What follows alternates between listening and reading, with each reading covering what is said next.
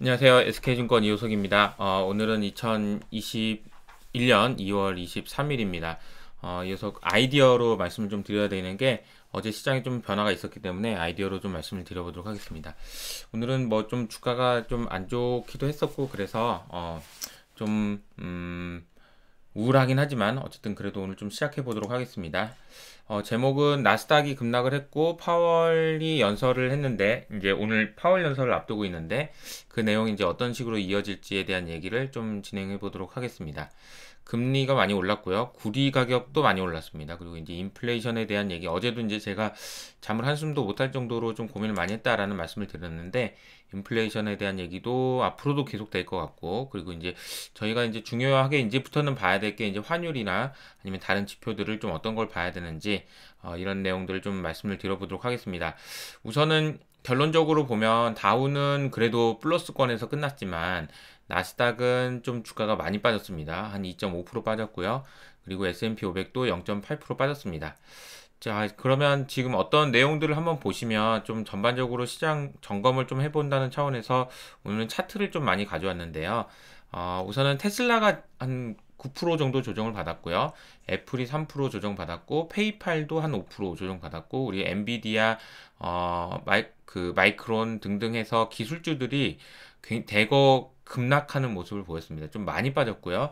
반면에 이제 디즈니, 5% 올랐고, 그리고 이제 최근의 흐름 중에서 여기는 이제 캐터필라라는 종목의 경우에는 상당히 수익률이 안정적으로 계속 올라오고 있습니다. 여기도 이제 한 4% 올랐고, 엑슨모빌 올랐고, JP 모건 올랐습니다. 그러니까 전체적으로 이쪽 섹터들이 좀 강한 모습을 보였고, 빅테크들은 좀 조정을 받았다. 특히 기술주들 조정을 또 많이 받았기 때문에 어제 일단 우리 시장에서는 일부 이런 흐름들이 나왔고, 오늘도 이런 흐름이 나왔기 때문에 당분간은 이런 흐름이 나타날 수 있을 것 같다라는 생각이 좀 듭니다.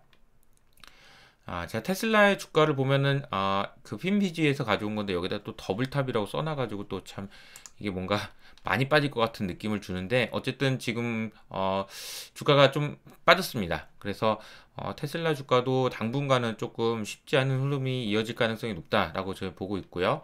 그리고 애플도 마찬가지입니다. 애플도 좀 구간을 지금 거치고 있는 구간이라고 보시면 될 것 같고, 페이팔도 최근에 좀 좋은 흐름 보이다가, 좀 빠졌고요. 반면에 이제 JP모건은 올라가는 흐름입니다.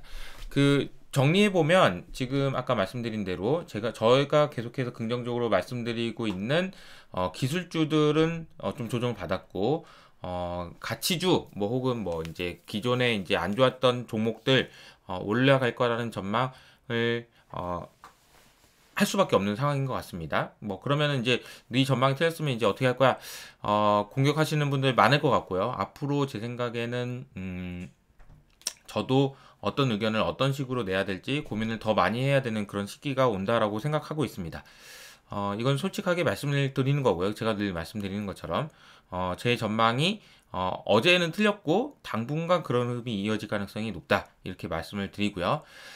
뒤에 또 좀 더 말씀을 드려보도록 할게요.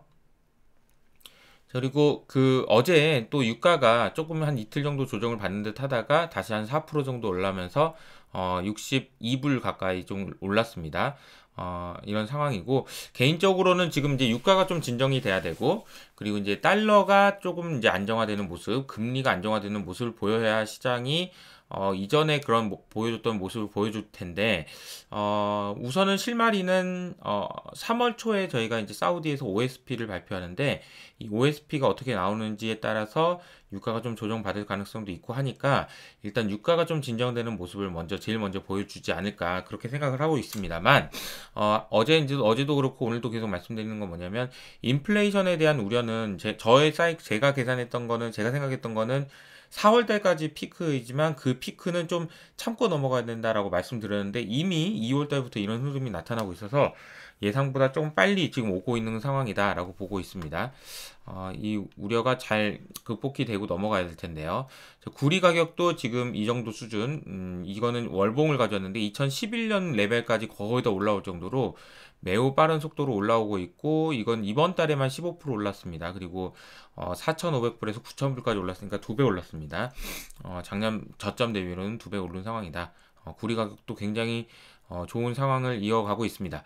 그리고 이제 금리인데요. 이것도 금리도 장기 차트를 가져왔는데 일단 어제도 좀 많이 오르면서 1.4%까지 올라갔다가 조금 내려왔습니다. 근데 그 이유도 좀 말씀을 드리겠고 금리 레벨 보면 2012년 이때 수준까지 올라와 있기 때문에 여기서 더 올라가기는 어렵다라고는 기본적으로 생각하지만 제 전망이 틀릴 수도 있으니까 그 모니터링을 하면서 좀 봐야 된다라고 말씀드리겠습니다.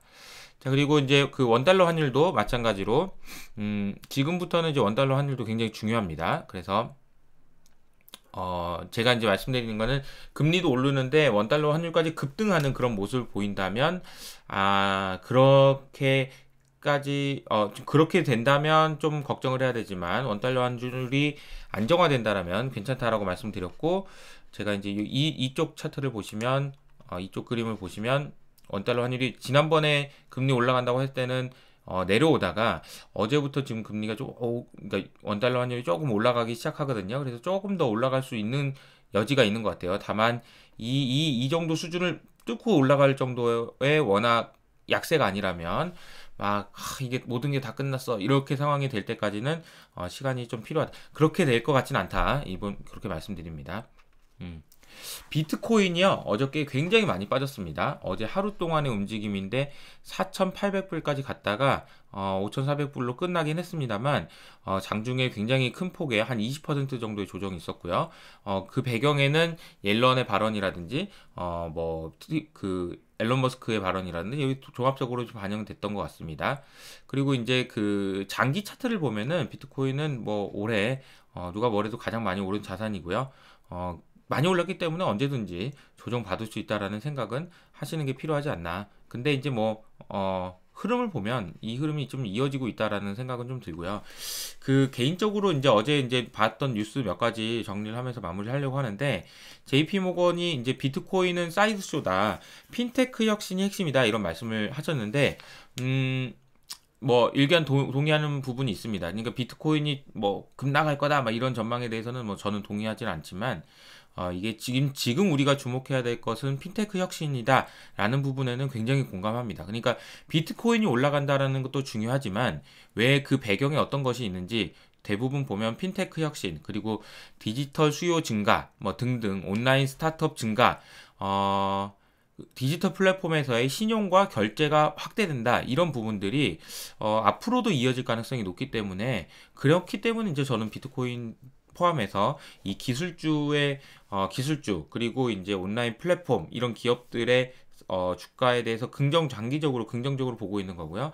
다만 이제 매크로의 변수에 대해서 지난 거의 한 달 동안 계속 매크로가 이상합니다. 매크로 좀 잘 봐야 될 것 같습니다. 그리고 이제 좀 아주 우호적인 환경은 아닙니다. 이렇게 계속 말씀을 드렸었는데 좀 힘든 구간이 당분간 좀 지속될 것 같다라는 생각을 좀 하고 있습니다. 그럼 이제 뭘 봐야 되냐? 실질 금리 지표를 좀 보시는 게 필요하다라고 어제도 말씀드렸는데, 자, 이제 이렇게 실질 금리라는 것이 결국 이제 미국 10년물 금리에서 인플레이션을 뺀 실질 금리를 보면, 여기서 말하는 인플레이션은 물가 연동 국채에 반영된 이제 인플레이션이라고 볼 수 있는데 이 지표가 좀 계속해서 지금 낮은 수준을 유지하고 지금 최근에 조금 올라옵니다. 금리가 올라오면서 최근에 좀 많이 올라오고 있습니다만 요게 이제 낮은 수준으로 유지되는지 좀 봐야 될 것 같다는 생각이 들고요. 그래서 이제 중요한 기준이 되는 것은 연준의 총 자산 내에서 물가채의 비중이 어떻게 움직이는지도 좀 봐야 되지 않을까 그런 생각을 하고 있습니다. 물가채를 연준이 계속 산다면 이 판을 유지하려는 그런 의지를 보여주고 있는 거라고 볼 수 있기 때문에 한번 좀 잘 지켜봐야 된다. 이 물가채 비중이 어떻게 되는지를 한번 좀 봐야 되지 않을까 생각을 합니다.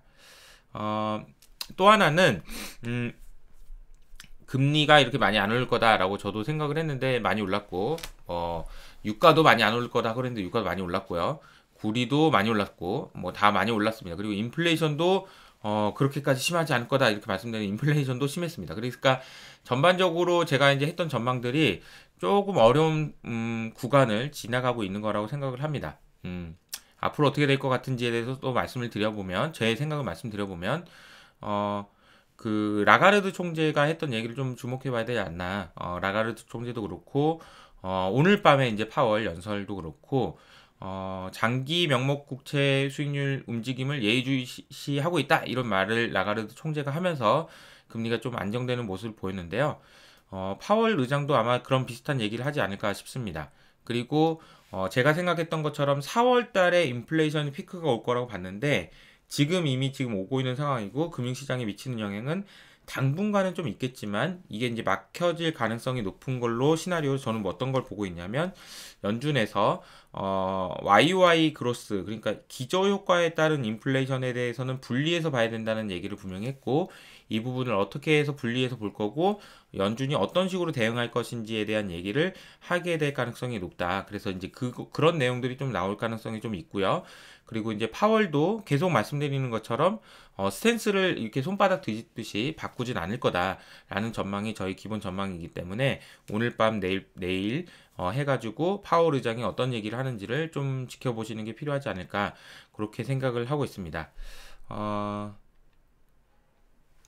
오늘 그리고 이제 파월 의장 연설 있고요. 그다음 의회에서 이제 증언하는 겁니다. 그래서 이 파월 의장이 어떤 식으로 얘기하는지가 상당히 단기 그리고 장기적으로도 전망에도 중요한 시점인 것 같습니다. 이제 파월 입장에서는 상당히 어려운 일정이 될 거예요. 왜냐하면 인플레도 생각보다 좀 많이 올 것 같으니까 블랑샤르도 그렇고 서머스도 그렇고 여러 가지 이야기를 했기 때문에 고민이 많이 될 것 같습니다. 그런데 잘 금융시장에 좀 긍정적인 영향을 주기를 좀 기대하면서 그리고 또 이제 2년물 금리 입찰이 있거든요. 그래서 이 입찰에 얼마나 사람들이 많이 참여하는지도 굉장히 중요합니다. 즉 이 단기물 금리가 여기서 올라버리면 조금 긴장을 해야 되거든요. 근데 단기물 금리만 괜찮다면 지금 어제 좀 조정을 받았지만 방향을 완전히 바꾸는 것보다는 변동성을 키우는 요인이다라고 생각을 하고 있어서 그 부분을 좀 정리를 하면서 말씀을 드려보도록 하겠습니다. 자, 이제 어제는 나스닥이 급락을 했고요. 오늘은 이제 파월 연설이 있습니다. 그래서 힘든 구간이 조금 이어질 거라는 전망을 하면서 마무리를 하겠고 그렇다고 하더라도 저희 제가 계속해서 말씀드렸던 중장기 뷰를 바꾸거나 그럴 생각은 아직은 별로 없습니다. 세상이 바뀌는 속도가 금리가 올라가는 속도보다 훨씬 더 빠르기 때문에 그런 부분을 시장에서 반영할 가능성이 높다. 저는 그렇게 생각을 하고 있고요. 앞으로도 저는 계속해서 금리에 대한 움직임도 모니터링 하겠지만 세상의 변화에 대한 부분도 계속 말씀드리도록 하겠습니다. 조금 시장이 안 좋아서 저도 좀 개인적으로 기분이 썩 좋고 좋은 마음으로 이렇게 말씀드리지는 못해서 안타깝지만 그래도 힘내시고 성공적인 투자를 잘 대응하시기를 바라면서 이것을 마무리하도록 하겠습니다. 감사합니다.